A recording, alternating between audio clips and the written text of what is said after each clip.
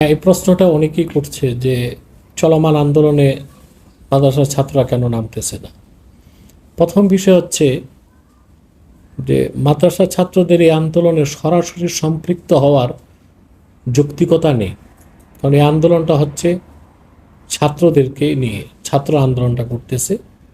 আর আন্দোলনটার সূচনা হয়েছে বৈষম্য বিরোধী আন্দোলন, অর্থাৎ চাকরি বাকরিতে যেন কোনো বৈষম্য না থাকে, কোঠা প্রথা না থাকে, মেধা ও যোগ্যতার ভিত্তিতে যেন চাকরি হয়। আমরা এবং সমস্ত বাংলাদেশের আলেম ওলামা পীর মাশায়েখ, মাদ্রাসার ছাত্র তো বটে, সবাই ছাত্রদের এই আন্দোলনকে নৈতিক সমর্থন করি, কারণ তাদের দাবিটা যৌক্তিক। এবং আমি এর আগেও বিভিন্ন মাহফিলে লেকচারে বলেছি যে কোরআন ও সুন্নাহ মোতাবেক ছাত্ররা যে আন্দোলন করে যাচ্ছে, বৈষম্য বিরোধী আন্দোলন, এটা যৌক্তিক। তার কারণ হচ্ছে, যদি আমরা ইনসাফ বা জাস্টিস, ন্যায় বিচারের আলোকে চিন্তা করি, তাহলে শুধুমাত্র মুক্তিযোদ্ধাদের সন্তান এই পরিচয়, কিংবা অনগ্রসর গোষ্ঠী কিংবা প্রতিবন্ধী, তারা মেধার পরিচয়ে বা যোগ্যতায় উত্তীর্ণ না হয়ে চাকরি বাকরি পাবে, আর কষ্ট করে পড়াশোনা করে যারা মেধার পরিচয় দিয়ে ভালো রেজাল্ট করবে তারা পাবে না। এটা সম্পূর্ণ বেইনসাফ এবং অন্যায়। সেজন্য শরীয়তের দৃষ্টিকোণ থেকে আমরা ছাত্রদের এই দাবিকে সমর্থন করি এবং নৈতিকভাবে সকল আলেম ওলামা পীর মাশায়েখ, মাদ্রাসার শিক্ষকগণ এবং ছাত্রগণ এটা সমর্থন করে। এখন সরাসরি আন্দোলনে তারা যাচ্ছে না কেন? কারণ যারা মাদ্রাসার ছাত্র, বিশেষ করে কবি মাদ্রাসা কেন্দ্রিক, তাদের তো কোনো চাকরি বাকরির সুযোগ নাই। কারণ তারা যতই পড়াশোনা করুক, রাষ্ট্র তো তাদেরকে কোনো সরকারি চাকরিতে নিবে না। অতএব তাদের সরাসরি আন্দোলনে সম্পৃক্ত হওয়াটা অযৌক্তিক হয়ে যায়। বাকি দ্বিতীয় বিষয় হচ্ছে, মানবিক কারণে তো এই আন্দোলনে তারা আসতে পারে, যেহেতু এই আন্দোলনটা এখন জাতীয় আন্দোলনের রূপ নিয়েছে। সকল পেশা, সকল শ্রেণীর মানুষ এই আন্দোলনকে সমর্থন করছে। সেই দৃষ্টিকোণ থেকে মাদ্রাসা ছাত্রদেরও এই আন্দোলনে আসা উচিত ছিল।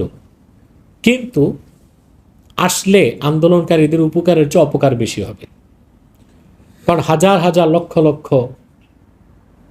ইসলামী রেবাজধারী মাদ্রাসার ছাত্ররা যদি মাঠে নামে, তখন সুবিধাবাদী মহল, অত্যাচারী মহল বহির্বিশ্বকে দেখাবে যখন এই আন্দোলনটা আর ছাত্র আন্দোলন না, এটা জঙ্গিরা বাংলাদেশে আন্দোলনে নেমেছে। এতে ছাত্র আন্দোলনকারীরা বর্তমানে যে বহির্বিশ্বের সমর্থন পাচ্ছে, সে সমর্থনটা তারা হারাবে। অতএব ছাত্ররা যদি সরাসরি আন্দোলনে সম্পৃক্ত হলে ছাত্র আন্দোলনটাই বুমেরাং হয়ে যায়, তার চেয়ে তো ভালো সরাসরি সম্পৃক্ত না হয়ে লেখালেখি, বক্তব্য কিংবা নৈতিকভাবে সমর্থন দেওয়াটাই উচিত। আমি মনে করি সরাসরি মাদ্রাসা ছাত্রদের না নামাটাই বর্তমানে যারা স্কুল কলেজ ভার্সিটির ছাত্র আন্দোলন করতেছে, তাদের আন্দোলনটা নির্বিঘ্নে হবে। দ্বিতীয়ত, 13 সালের 5ই মে বাংলাদেশের লক্ষ লক্ষ মানুষ, শুধু মাদ্রাসার ছাত্র না, সকল বাংলাদেশের যত পেশাজীবী, তারপরে শ্রমজীবী, কৃষিজীবী, এমনকি আওয়ামী লীগ বিএনপির লোকও 13 দফা দাবি আদায়ের জন্যে মাঠে নেমেছিল 5ই মে। তো 5ই মে তো শাপলা চত্বরে আমার যে বক্তব্য, এটা দেখেছে মানুষ, এবং আল্লাহ ভালো জানেন আমার বক্তব্যটা সবচেয়ে বেশি প্রচারিত হয়েছিল। আমি তো তখন ছিলাম শাপলা চত্বর। সেদিনও তো প্রচুর পরিমাণ আলেম ওলামা মাদ্রাসার ছাত্র শাহাদত বরণ করছে।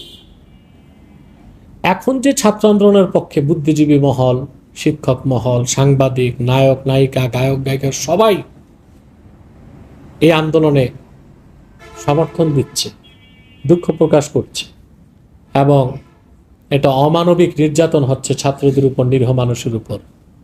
তো 5ই মে যারা শহীদ হয়েছিল তারা কি মানুষ ছিল না? তখন এই বুদ্ধিজীবী মহল কোথায় ছিল? শিক্ষকরা কোথায় ছিল? কবি সাহিত্যিকরা কোথায় ছিল? তা কি ন্যূনতম প্রতিবাদ করেছিল অত্যাচারীর বিরুদ্ধে, জালেমের বিরুদ্ধে? ন্যূনতম প্রতিবাদ তো তারা করে নাই। তাহলে এখন আগ বাড়িয়ে মাদ্রাসা ছাত্ররা যদি মাঠে নামে, তখন তো বা শিক্ষকরা বা তাদের মুরব্বীগণ তাদেরকে যদি মাঠে নামতে বলে, আর ছাত্ররা যদি বলে, যে তখন স্কুল কলেজ ভার্সিটির শিক্ষকরা ছাত্ররা কোথায় ছিল, বুদ্ধিজীবীরা কোথায় ছিল? এখানে একটা প্রশ্ন চলে আসে। অতএব সব দিক বিবেচনা করে আমি বলবো যে মাদ্রাসার ছাত্র যারা, শিক্ষক যারা, আলেম ওলামা যারা, তারা মূলত এই ঘটনায় ব্যথিত। এবং এতগুলো এই যে স্কুল কলেজের ভার্সিটির ছাত্র, আমার চোখেও পানি আসে এদের নির্যাতন দেখলে। এরা তো আমাদেরই সন্তান। এবং মাঠে ময়দানে আমরা যখন যাই ওয়াজ মাহফিলে, তো হাজার হাজার মানুষ আসে, 10%ও তো বৃদ্ধ মানুষ আসে না, সবই যুবক কিশোর। এরা অধিকাংশই হয় স্কুলের ছাত্র নয়, কলেজের ছাত্র নয়, ভার্সিটির ছাত্র। আমরা তো মনে আশা রাখি এদের মাধ্যমে বাংলাদেশে ইসলামী হুকুমত কায়েম হবে আগামীতে। অতএব এদের উপরে নির্যাতন নিপীড়ন আমরা আসলে মুখ বুঝে সহ্য করতে পারি না। আমাদের হৃদয়ে রক্তের ক্ষরণ হচ্ছে, এবং আমরা আমাদের অবস্থান থেকে যতটুক নৈতিক দায়িত্ব হিসেবে করা দরকার ব্যক্তিগতভাবে আমি করে যাচ্ছি। অথবা বাংলাদেশেও সরাসরি ছাত্ররা যদি আন্দোলনে নাও নামে, আর সেই নামার দ্বারা বর্তমান আন্দোলনকারীদের ক্ষতি হবে, জঙ্গি তকমা দিয়ে পুরো আন্দোলনটাকে বুমেরাং করে দেওয়া হবে। অতএব সরাসরি না নেমে ছাত্রদের পক্ষে, মজলুম ছাত্রদের পক্ষে মাদ্রাসার শিক্ষকদের, ছাত্রদের যা যা করার তা করা উচিত বলে আমি মনে করি।